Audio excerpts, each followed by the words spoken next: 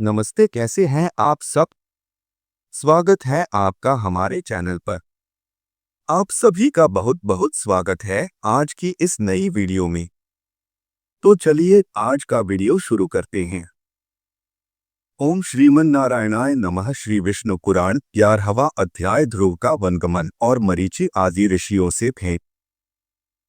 श्री व्यासदेव जी बोले, हे मैत्रेय, मैंने तुम्हें स्वयंभुव मनु के प्रियव्रत एवं उत्तानपाद नामक दो महाबलवान और धर्मज्ञ पुत्र बतलाए थे। हे ब्राह्मण, उनमें से उत्तानपाद की प्रेयसी पत्नी सुरुचि से पिता का अत्यंत लाडला उत्तम नामक पुत्र हुआ। हे द्विज, उस राजा की जो सुनीति नामक राजमहिषी थी उसमें उसका विशेष प्रेम न था। उसका पुत्र ध्रुव हुआ।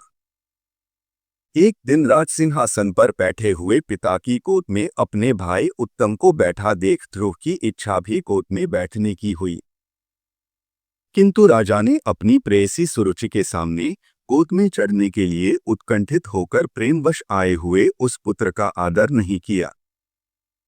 अपनी सौत के पुत्र को गोद में चढ़ने के लिए उत्सुक और अपने पुत्र को गोद में बैठा देख सुरुचि इस प्रकार कहने लगी, अरे लल्ला, बिना मेरे पेट से उत्पन्न हुए किसी अन्य स्त्री का पुत्र होकर भी तू व्यर्थ क्यों ऐसा बड़ा मनोरथ करता है।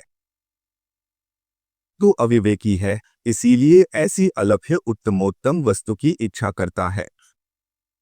यह ठीक है कि तू भी इन्हीं राजा का पुत्र है, तथापि मैंने तो तुझे अपने गर्भ में धारण नहीं किया। समस्त चक्रवर्ती राजाओं का आश्रय रूप यह राज सिंहासन तो मेरे ही पुत्र के योग्य है, तू व्यर्थ क्यों अपने चित्त को संताप देता है। मेरे पुत्र के समान तुझे वृथा ही यह ऊंचा मनोरथ क्यों होता है।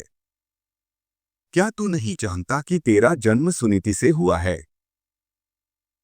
श्री व्यासदेव जी बोले, हे द्विज, विमाता का ऐसा कथन सुन वह बालक कुपित हो पिता को छोड़कर अपनी माता के महल को चल दिया। हे मैत्रेय, जिसके ओष्ठ कुछ कुछ कांप रहे थे ऐसे अपने पुत्र को क्रोधयुक्त देख सुनीति ने उसे गोद में बिठाकर पूछा, बेटा, तेरे क्रोध का क्या कारण है। तेरा किसने आदर नहीं किया। तेरा अपराध करके कौन तेरे पिताजी का अपमान करने चला है।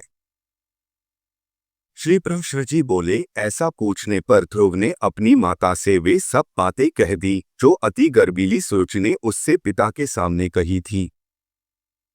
अपने पुत्र के सिसक कर ऐसा कहने पर दुहखिनी सुनीति ने खिन्नचित्त और दीर्घ निःश्वास के कारण मलिन होकर कहा। सुनीति बोली, बेटा, सुरुचि ने ठीक ही कहा है, अवश्य ही तू मंदभाग्य है। हे वत्स, पुण्यवानों से उनके विपक्षी ऐसा नहीं कह सकते।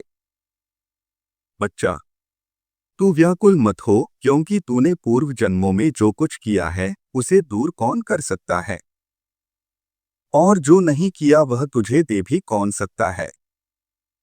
इसलिए तुझे उसके वाक्यों से खेद नहीं करना चाहिए। हे वत्स, जिसका पुण्य होता है उसी को राजासन, राजछत्र तथा उत्तम उत्तम घोड़े और हाथी आदि मिलते हैं, ऐसा जानकर तू शांत हो जा। अन्य जन्मों में किए हुए पुण्य कर्म के कारण ही सुरुचि में राजा की सुरुचि प्रीति है, और पुण्यहीना होने से ही मुझ जैसी स्त्री केवल भार्या हरण करने योग्य ही कही जाती है। उसी प्रकार उसका पुत्र उत्तम भी बड़ा पुण्यपुण्य संपन्न है, और मेरा पुत्र तू ध्रुव मेरे समान ही अल्प पुण्यवान है।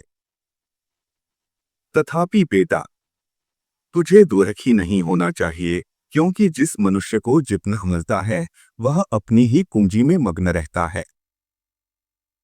और यदि सुरुचि के वाक्यों से तुझे अत्यंत दुख ही हुआ है तो सर्व फलदायक पुण्य के संग्रह करने का प्रयत्न कर। तो सुशील, पुण्यात्मा, प्रेमी और समस्त प्राणियों का हितैषी बन, क्योंकि जैसे नीची भूमि की ओर ढलकता हुआ जल अपने आप ही पात्र में आ जाता है, वैसे ही सत्पात्र मनुष्य के पास स्वतः ही समस्त संपत्तियां आ जाती हैं। ध्रुव बोला, माताजी, तुमने मेरे चित्त को शांत करने के लिए जो वचन कहे हैं वे दुर्वाक्यों से बिंधे हुए मेरे हृदय में तनिक भी नहीं ठहरते। इसलिए मैं तो अब वही प्रयत्न करूंगा जिससे संपूर्ण लोगों से आदरणीय सर्वश्रेष्ठ पद को प्राप्त कर सकूं।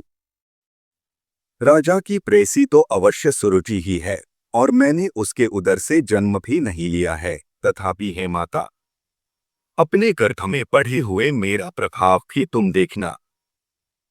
उत्तम, जिसको उसने अपने गर्भ में धारण किया है, मेरा भाई ही है। पिता का दिया हुआ राजासन वही प्राप्त करे।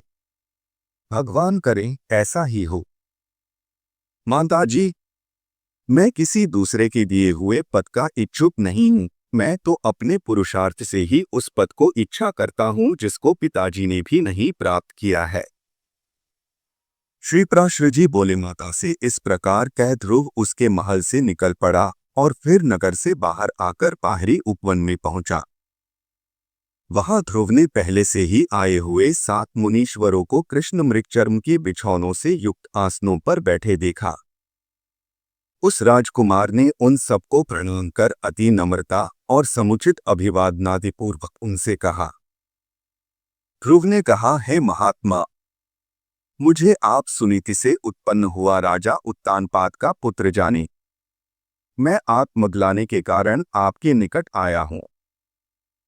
ऋषि बोले, राजकुमार, अभी तो तू 4-5 वर्ष का ही बालक है। अभी तेरे निर्वेद का कोई कारण नहीं दिखाई पड़ता। तुझे कोई चिंता का विषय भी नहीं है, क्योंकि अभी तेरा पिता राजा जीवित है। और हे बालक, तेरी कोई इष्ट वस्तु खो गई हो ऐसा भी हमें दिखाई नहीं देता, तथा हमें तेरे शरीर में भी कोई व्याधि नहीं दिख पड़ती। फिर बता, तेरी ग्लानि का क्या कारण है?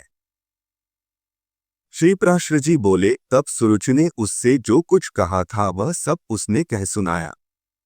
उसे सुनकर वे ऋषिगण आपस में इस प्रकार कहने लगे, अहो, क्षात्र तेज कैसा प्रबल है, जिससे बालक में भी इतनी अक्षमा है कि अपनी विमाता का कथन उसके हृदय से नहीं टलता। हे क्षत्रिय कुमार, इस निर्वेद के कारण तूने जो कुछ करने का निश्चय किया है, यदि तुझे रुचे तो वह इन लोगों से कह दे। और हे अतुलित तेजस्वी, यह भी बता कि हम तेरी क्या सहायता करें, क्योंकि हमें ऐसा प्रतीत होता है कि तू कुछ कहना चाहता है। ध्रुव ने कहा, हे द्विजश्रेष्ठ, मुझे न तो धन की इच्छा है और न राज्य की। मैं तो केवल एक उसी स्थान को चाहता हूं जिसको पहले कभी किसी ने न भोगा हो।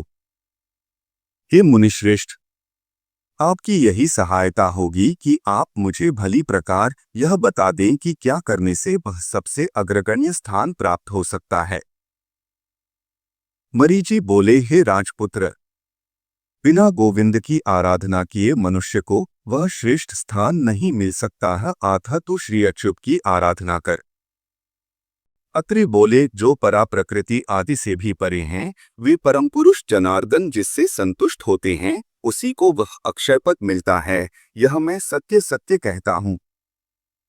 अंगिरा बोले, यदि तू अज्ञर स्थान का इच्छुक है तो जिन अव्ययात्मा अच्युत में यह संपूर्ण जगत ओतप्रोत है, उन गोविंद की ही आराधना कर। पुलस्त्य बोले, जो परब्रह्म, परमधाम और परस्वरूप हैं, उन हरि की आराधना करने से मनुष्य अति दुर्लभ मोक्ष शब्द को भी प्राप्त कर लेता है। पुलह बोले, हे सुव्रत, जिन जगतपति की आराधना से इंद्र ने अत्युत्तम इंद्रपद प्राप्त किया है, तो उन यज्ञपति भगवान विष्णु की आराधना कर। क्रतु बोले, जो परम पुरुष यज्ञ पुरुष, यज्ञ और योगेश्वर हैं, उन जनार्दन के संतुष्ट होने पर कौन सी वस्तु दुर्लभ रह सकती है। वशिष्ठ बोले, हे वत्स, विष्णु भगवान की आराधना करने पर तू अपने मन से जो कुछ चाहेगा वही प्राप्त कर लेगा। फिर त्रिलोकी के उत्तमोत्तम स्थान की तो बात ही क्या है। ध्रुव ने कहा, हे ऋषिगण, मुझ विनीत को आपने आराध्य देव तो बता दिया। अब उसको प्रसन्न करने के लिए मुझे क्या जपना चाहिए है बताइए। उस महापुरुष की मुझे जिस प्रकार आराधना करनी चाहिए वह आप लोग मुझसे प्रसन्नतापूर्वक कहिए। ऋषिगण बोले, हे राजकुमार, विष्णु भगवान की आराधना में तत्पर पुरुषों को जिस प्रकार उनकी उपासना करनी चाहिए वह तू हमसे यथावत श्रवण कर। मनुष्य को चाहिए कि पहले संपूर्ण बाह्य विषयों से चित्त को हटावे और उसे एकमात्र उन जगदाधार में ही स्थिर कर दे। हे राजकुमार, इस प्रकार एकाग्रचित्त होकर तन्मय रूप से जो कुछ जपना चाहिए वह सुन। ओम हिरण्यगर्भ पुरुष प्रधान और अव्यक्त रूप शुद्ध ज्ञान स्वरूप वासुदेव को नमस्कार है।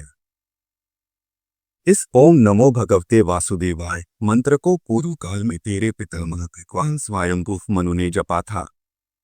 तब उनसे संतुष्ट होकर श्री जनार्दन ने उन्हें त्रिलोकी में दुर्लभ मनोवांछित सिद्धि दी थी। उसी प्रकार तू भी इसका निरंतर जप करता हुआ श्री गोविंद को प्रसन्न कर।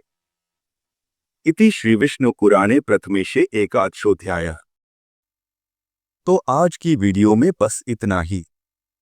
अगर आपको ये वीडियो पसंद आया हो तो इसे लाइक करें और चैनल को सब्सक्राइब करना न भूलें। आपको ये वीडियो कैसी लगी हमें कमेंट करके जरूर बताएं। मिलते हैं अगली वीडियो में, तब तक के लिए अपना ध्यान रखिए। खुश रहिए, स्वस्थ रहिए और देखते रहिए हमारा चैनल। धन्यवाद।